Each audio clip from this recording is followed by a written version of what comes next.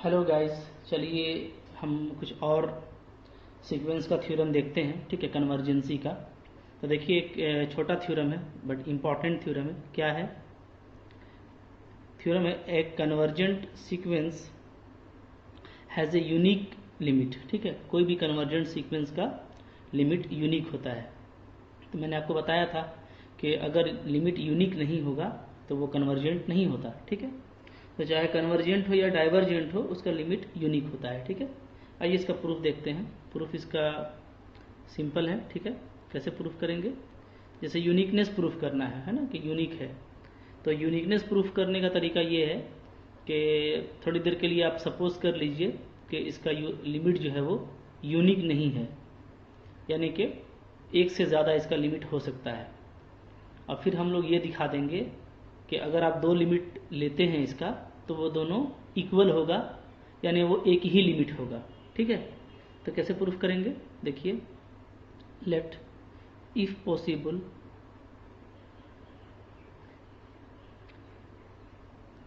A convergent sequence, a convergent sequence. ठीक है, convergent sequence ले लेते हैं हम लोग। क्या? A N. Okay, has two limits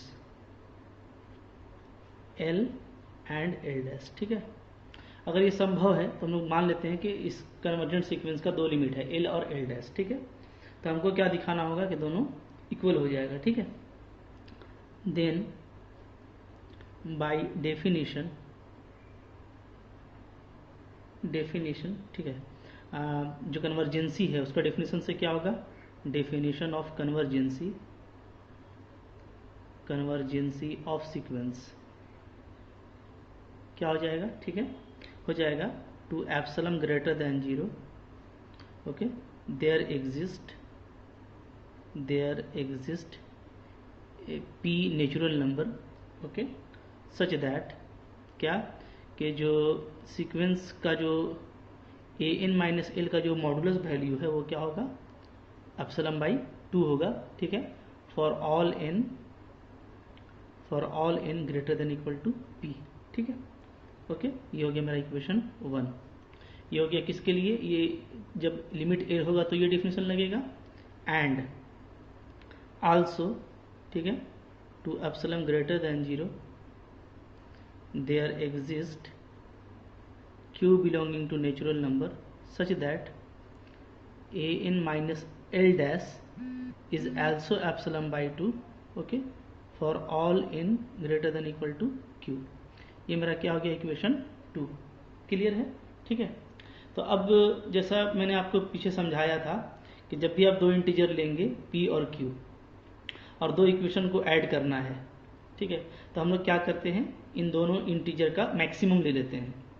चूँकि जहाँ पे दोनों ऐड हो सकता है, यानी जो दोनों का कॉमन पार्ट होगा, वो जाहिर सी बात है कि दोनों के मैक्सिमम, जहाँ पे दोनों का वैल्यू दोनों में, यहाँ पे दोनों पे जो मैक्सिमम होगा पी और क्यू में, उसके बाद ही होगा। ठीक है, ये मैंने आपको अच्छे से समझाया था। इसका जो पीछे का वीडियो है, ठीक है, वो जनरल प्रिंसिपल ऑफ कन्वर्जेंसी में। ठीक है, तो हम लोग क्या लेंगे? लेट आर ले लेते हैं equal to maximum of P और क्यू। ठीक है, पी और क्यू में जो भी मैक्सिमम है वो क्या है? आर है। तो हम दोनों को क्या कर सकते हैं? जोड़ सकते हैं। ठीक है, therefore L minus L dash का अगर हम मोड निकालें तो क्या लिख सकते हैं? इसको हम लिख सकते हैं ऐसे, देखिए, एल माइनस ए एन, ठीक है, plus A N minus L dash लिख सकते हैं ऐसे हम लोग। ठीक है, ए एन कैंसिल हो जाएगा। ओके, अच्छा, आगे देखिए अब कैसे करेंगे। यहाँ से देखिए, ठीक है, यहाँ से हम लोग इसको कैसे लिखेंगे? ठीक है, therefore L minus L dash is equal to, अगर आप ठीक है मॉड को अलग अलग करते हैं तो कैसे आ जाएगा? तो ये इधर हो जाएगा लेस देन इक्वल टू। ठीक है, पहले हमारा मॉड आ जाएगा एल माइनस ए एन और फिर आ जाएगा A N minus L dash. ठीक है, चूँकि मॉड है तो आप इसको ऐसे भी लिख सकते हैं, A N minus L plus A N minus L dash. ठीक है, क्योंकि ये क्या होता है? ये जो मॉडुलस वैल्यू है ये क्या होता है, ये होता है आपका पॉजिटिव डिफरेंस होता है, ठीक है। अच्छा, तो एल में ए एन का डिफरेंस हो या ए एन में एल का, एक ही बात है। अब देखिए, अब इन दोनों के लिए हम क्या लगा सकते हैं, epsilon by 2 plus epsilon by 2। कहाँ से, यूजिंग 1 एंड 2, 1 और 2 को यूज़ करके, ठीक है। तो हम क्या पा रहे हैं, हम पा रहे हैं कि एल माइनस जो एल डैश है वो क्या हो जा रहा है, लेस देन एप्सिलॉन हो जा रहा है, ठीक है। कब, for all N is greater than equal to R, क्योंकि हम आर एक नया इंटीजर लिए हैं जो क्या है, जो आपका है मैक्सिमम है पी क्यू का, जो पी और क्यू में जो भी मैक्सिमम है, क्योंकि उसके बाद ही हम इन दोनों को ऐड कर सकते हैं, ठीक है। और ये दोनों ऐड होगा, ठीक है। ये मैंने आपको पिछले वीडियो में अच्छे से समझा दिया है। तो ये चीज़ होल्ड कर गया। तो अगर ये चीज़ आ गया है कि इन दोनों का जो पॉजिटिव डिफरेंस है एल और एल डैश का, ये क्या है, ये बहुत छोटा है, ठीक है। तो हम इसको क्या लिख सकते हैं, this implies L equal to L dash, ठीक है। यानी कि जो एल है और एल डैश है वो आपस में इक्वल है, ठीक है। तो हमने जो दो डिफरेंट लिमिट लिया था, एल लिया था और एल डैश, ये दोनों अलग अलग लिमिट लिया था हम लोगों ने। तो ये दोनों लिमिट क्या हो गया, एक्चुअली इक्वल हो गया, ठीक है। 10 हम क्या लिख सकते हैं, 10, ठीक है। The limit of sequence, the limit of convergent sequence, convergent sequence is unique, ठीक है। तो यहाँ से ये बात प्रूफ हो गया। इसी तरीके से अगर आप 2 या 3 भी अलग अलग लिमिट कंसिडर कर लेते हैं तो हर केस में क्या होगा, वो तीनों लिमिट इक्वल आ जाएगा, ठीक है। तो किसी भी केस में अगर कुछ ज़्यादा लिमिट पॉसिबल आप ले भी लेते हैं तो वो इक्वल हो जाएगा। दैट मीन्स जो हमारा कन्वर्जेंट सीक्वेंस होता है उसका लिमिट क्या होता है, यूनिक होता है, ठीक है। तो छोटा और आसान थ्योरम था। आई होप आपको ये अच्छे से समझ में आ गया होगा, ठीक है। अच्छा, इसके बाद देखिए कुछ और भी हमारे पास इम्पोर्टेंट क्वेश्चन है, तो हम लोग उसको करते हैं, ठीक है। देखिए इसके बाद यस, एक क्वेश्चन है बुक में, ठीक है। हाँ देखिए क्या है, ये भी इम्पोर्टेंट क्वेश्चन है, ठीक है। क्या है, show that, show with the help of,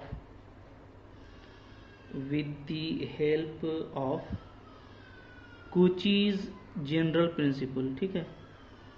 Kuchi general principle को आपको यूज़ करना है, ठीक है। और इसके यूज़ के हेल्प से आपको शो करना है the sequence A N equal to, ठीक है, the sequence is not convergent. A N equal to दिया हुआ है आपको, ए एन है, वेयर ए एन आपका क्या डिफाइन किया हुआ है, वेयर ए एन जो है, ठीक है, सीक्वेंस ए एन है, वेयर ए एन आपका क्या है, 1 + 1/2 + 1/3 प्लस डॉट डॉट 1/n, ठीक है।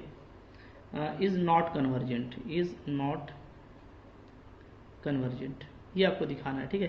काफ़ी इंपॉर्टेंट रिजल्ट भी है ये कंपटीशन के लिए। और हम लोग जब सीरीज वगैरह पढ़ेंगे ना, तब हम लोग देखेंगे कि इसका क्या इसका ब्यूटी है, क्या इस रिजल्ट का मेन चीज़ है, ठीक है।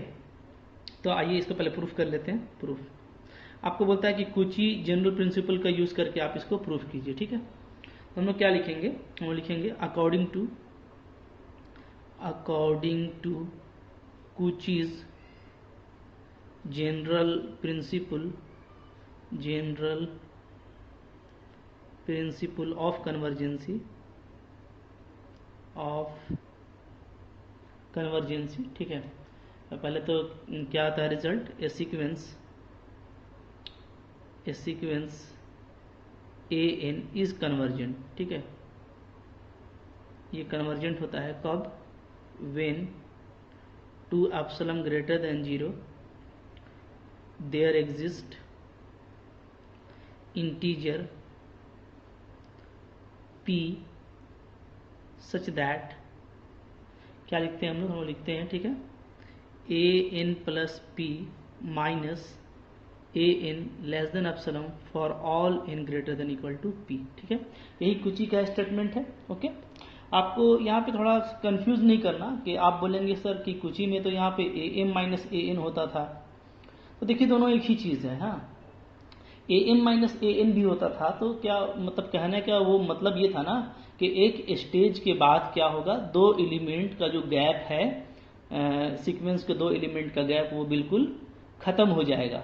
ठीक है, तो यहाँ पे भी वही चीज़ है। ये कह लीजिए कि इसको भी आप समझ लीजिए, आप इस तरीके से भी कुछ ही को लिख सकते हैं। ठीक है, वहाँ पे हम लोगों ने दो इंटीजर लिया था m और n, और एक स्टेज p के बाद ये बात हो रहा था। अभी भी वही चीज़ है। ठीक है, कि आपका कोई सीक्वेंस है तो किसी स्टेज p के बाद, p आपका नेचुरल नंबर है। ठीक है, तो किसी स्टेज p के बाद, तो जाहिर सी बात है कि इसके बाद जो भी होगा, ठीक है, अगर हम p से ग्रेटर पे बात करते हैं तो इधर मान लीजिए आपका a1 a2 चला आ रहा है, a1 a2 a3, ठीक है, ओके, an इस तरीके से।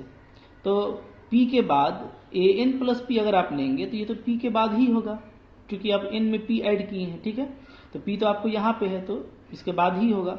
अब इसका आप an के साथ में गैप निकालते हैं, तो an आपका कोई भी जनरल एलिमेंट है। ठीक है, तो यहाँ पे भी हम इसको शो कर सकते हैं। ओके, तो जब हम लोग इन दोनों एलिमेंट का गैप निकालते हैं तो वो क्या होता है, एप्सिलॉन से छोटा होता है, for the stage when n is greater than equal to p। Clear है, तो वही चीज़ है। ठीक है, कोई नई चीज़ नहीं है। आइए हम लोग इसको यहाँ पे अप्लाई करते हैं।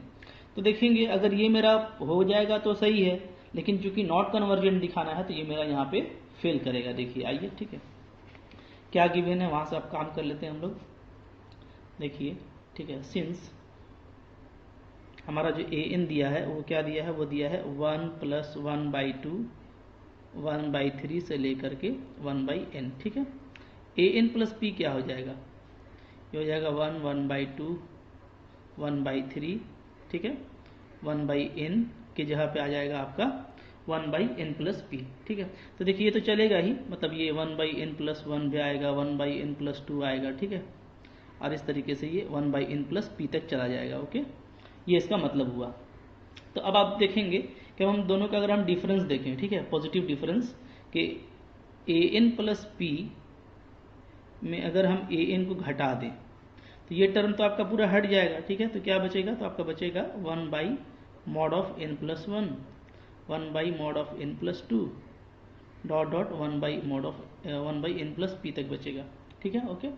अब हमको देखिए एक सर्टेन स्टेज के बाद बात करना है। ठीक है, कब बात करना है, हमको बात करना है जब n का वैल्यू क्या होता है, p या उसके आगे चला जाता है। ठीक है, ओके। तो अब देखिए हम ले लेते हैं for n equal to p, ध्यान दीजिएगा। हाँ, अगर हम n को p ले लें, ठीक है, ओके, तो n को अगर हम p ले लेंगे देन क्या आ जाएगा। ठीक है, यहाँ पे मैं वही चीज़ लिख रहा हूँ, an plus p minus an, और इधर मैं n की जगह पे p पुटअप कर दे रहा हूँ। ठीक है ना, ओके। तो या इसको अगर आपको ये कन्फ्यूज़न होगा तो पहले आप यहाँ पे n इक्वल टू m ले लीजिए। ठीक है, क्योंकि एक स्टेज हमको मिल जाएगा, तो for n equal to m मैं ले लेता हूँ पहले। हाँ, तो यहाँ पे देखिए यहाँ भी m आ जाएगा, यहाँ पे भी क्या आ जाएगा, आपका m आ जाएगा। ठीक है, तो ये क्या हो जाएगा, ये आपका हो जाएगा 1/mod of m plus 1 1/mod of m plus 2 1/mod of m plus p। ठीक है, ये आ जा रहा है। क्लियर है, अच्छा। अब देखिए हम ना, जैसे n मेरा कोई इंटीजर p हो गया है। ठीक है, एक इंटीजर p पर ये वैल्यू आ गया, तो अब जो है हम लोग देखते हैं कि अगर हम m का वैल्यू भी p ही ले लें, ठीक है, for m equal to p, m का वैल्यू अगर हम p ले लें, क्योंकि एक स्टेज पे काम करना है। ठीक है, और हम लोग ये जानते हैं कि क्या है, जो डिफिनीशन है वो n greater than equal to p के लिए है, तो हम वैल्यू p भी ले सकते हैं। ठीक है, देयरफॉर क्या आ जाएगा, तो आ जाएगा आपका am plus p minus am। ठीक है, ये वैल्यू आपका आ जाता है मॉड ऑफ 1/m प्लस 1, तो इसको हम लिख देते हैं p प्लस 1, चूँकि m को मैंने p लिया है, 1/p प्लस 2 और 1/p प्लस p। क्लियर है, ठीक है। अच्छा, ये जो वैल्यू मेरा आ रहा है ये डेफिनेटली क्या होगा, ये मेरा value definitely this one is greater then, ठीक है, ये आपका क्या होगा, ये आपका होगा greater than p/p plus 1, p/p plus p। ठीक है, और ये वैल्यू क्या है, तो ये है आपका 1/2, चूँकि p है नीचे में 2p है, तो यानी ये जो मेरा वैल्यू है ये मेरा क्या आ गया, 1/2 से ग्रेटर आ गया। 10 हम क्या लिख सकते हैं, 10। ठीक है, a चूंकि यही वैल्यू था हमारा, ठीक है, यही वैल्यू को हम लिख देते हैं A N plus P minus A N. ये जो वैल्यू है ये 1/2 आ जा रहा है, कब, ठीक है, 1/2 से ग्रेटर आ जा रहा है, ओके, वेन, जब हम एन का वैल्यू एक स्टेज पे पी ले रहे हैं, ठीक है। तो यानी कि जो आपका जो फॉर्मूला नंबर 1 था ना वो फेल कर जा रहा है, आप समझिए बात को, ठीक है, ओके। तो देखिए ये है मेरा डेफिनेशन कुची का। तो कुची का जो डेफिनेशन है उसमें बोलता है ना कि एप्सिलॉन आपका कोई भी पॉजिटिव वैल्यू हो, उस पॉजिटिव वैल्यू से ये स्मॉलर होना चाहिए, ठीक है, जब एन मेरा greater than equal to P होगा। तो इक्वल टू पे भी ये काम करना चाहिए, लेकिन इक्वल टू पे हम लोग देख रहे हैं कि ये क्या हो जा रहा है, फेल हो जा रहा है, ठीक है। और एप्सिलॉन मेरा अगर 1/2 है तो ये फेल हो जा रहा है, ठीक है। तो हम क्या लिखेंगे, हम लोग लिखेंगे, ठीक है, 10 फॉर एप्सिलॉन इक्वल टू 1/2, ठीक है, and N equal to P, जो मेरा डेफिनेशन है, ठीक है, डेफिनेशन 1 नॉट सेटिस्फाइज, ठीक है, ये सेटिस्फाई नहीं करता है, ठीक है। 10 क्या हम लोग बोल देंगे, 10 जो सीक्वेंस ए एन है is not convergent sequence, not convergent sequence, ठीक है। क्यों, because it is not Cauchy sequence, ठीक है ना, क्योंकि ये कुची सीक्वेंस नहीं है। अब कुची सीक्वेंस का डेफिनेशन को ये फॉलो नहीं कर रहा है, इसलिए ये क्या आपका कन्वर्जेंट सीक्वेंस भी नहीं होगा। समझ में आ गया आपको, ठीक है। एप्सिलॉन का वैल्यू यहाँ पे 1/2 है, तो देखिए एप्सिलॉन से ये ग्रेटर हो जा रहा है, क्योंकि एप्सिलॉन आपका कोई भी पॉजिटिव वैल्यू हो सकता है, ठीक है, और हम एन को पी लिए हैं। अब यहाँ पे देखिए, यहाँ पे आपको लग रहा होगा कि ये कैसे हो गया, तो थोड़ा सा मैं इसको यहाँ पे समझा दे रहा हूँ, हालांकि बहुत लोगों ने समझ लिया होगा, ठीक है, कि ये आप कैसे लिख दिए। तो देखिए जैसे P आपका क्या है, एक पॉजिटिव वैल्यू है, ठीक है, हाँ, चूंकि एक स्टेज के बाद वो आता है, तो ये क्या है, और ये नेचुरल नंबर है, तो ये क्या है आपका पॉजिटिव वैल्यू है, ठीक है। तो मैं आपको इसको यहाँ पे समझा देता हूँ, ठीक है, हाँ, नीचे मैं नोट में बता देता हूँ, ठीक है, ज़्यादा अच्छा रहेगा। देखिए समझिए इसको,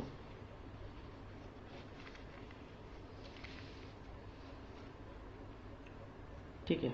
जैसे हम लोग यहाँ पे एक क्वेश्चन राइज कर लेते हैं, ओके, हाउ, क्या मूल्य थे कि 1/p plus 1, 1/p plus 2 dot dot dot 1/p plus p is greater then p/p plus p। देखिए बहुत सिंपल है, ठीक है, इसका आंसर देखिए पे मैं बता देता हूँ। देखिए हमारा जो जैसे 1/p प्लस 1 है, समझिए, तो क्या ये जो भी वैल्यू है 1/p प्लस 1, ठीक है, क्या ये ग्रेटर, जैसे यहाँ पे 1/p प्लस p है, ठीक है, तो इसको मैं ऐसे कर दे रहा हूँ ना, नीचे में 1 को हटा के मैं p कर दे रहा हूँ, तो 1/p प्लस p, समझिए, क्या इससे ग्रेटर होगा, डेफिनेटली होगा, क्लियर, ठीक है। इसलिए कि नीचे का जो डिनोमिनेटर है आपका वो p प्लस 1 है, और यहाँ पे 1 को हटा के हम p ले लिए हैं, और p मेरा क्या है, पॉजिटिव वैल्यू। तो नीचे में अगर आप पॉजिटिव वैल्यू, ठीक है, और वो भी आपका 1 से ग्रेटर है कह सकते हैं, ठीक है, सिर्फ पॉजिटिव नहीं है बल्कि 1 से ग्रेटर है, इसलिए कि एक स्टेज के बाद आता है, ठीक है। तो p जो है आपका ग्रेटर देन डेफिनेटली क्या है, डेफिनेटली आपका ग्रेटर देन 2, 3 या 4 होगा, इस तरह से होगा, ठीक है। तो p आपका क्या है, एक नेचुरल नंबर है, क्लियर। अच्छा, तो चूंकि p एक स्टेज के बाद आता है, तो डेफिनेटली p क्या है, एक बड़ा नेचुरल नंबर है मेरा। तो अगर हम 1 को हटा के p रखते हैं, तो मेरा जो डिनोमिनेटर है वो काफ़ी बड़ा हो जा रहा है, तो जो होल वैल्यू है वो क्या हो जाएगा, छोटा हो जाएगा। इसी तरीके से 1/p प्लस 2 एक बड़ा वैल्यू है, ठीक है। जैसे यहाँ पे जितना भी है, आपको चूंकि पता है कि हम लोग p को n से ग्रेटर लेते हैं, और n मेरा क्या है, एक स्टेज है, एक नेचुरल नंबर है, ठीक है ना। तो यहाँ पे क्या हो जाएगा, ये भी जो हो जाएगा,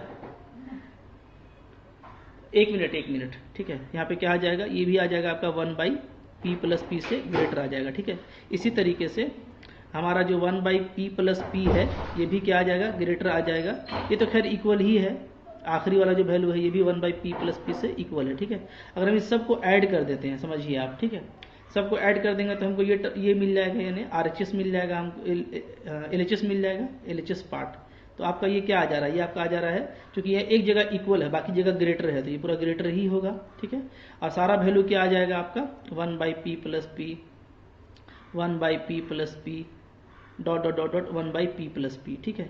और ये कितना टर्म है, तो ये आपका देखिए आपका टोटल पी टर्म है, फर्स्ट सेकेंड पी टर्म, ठीक है। इसमें कितना टर्म्स है, इसमें आपका पी टर्म्स है, तो हम लोग इसको क्या लिख देंगे, इसको हम लोग लिख देंगे P by P plus P, क्योंकि ये नीचे तो सब सेम है, तो ये एक ही चीज़ आपका पी बार आ रहा है, तो यानी पी से ये मल्टीप्लाई हो जाएगा, ठीक है। तो इसलिए ये क्या हो गया आपका P by P plus P, यानी क्या, यानी पी बाई टू पी, और पी पी कैंसिल हो जाएगा तो 1/2। अब समझ में आ गया आपको ये वैल्यू 1/2 से ग्रेटर कैसे हो गया, ठीक है। इसको कर लीजिए, कुछ और भी क्वेश्चंस है उसको हम लोग फिर नेक्स्ट वीडियो में कंटिन्यू करेंगे। Okay, thank you for watching.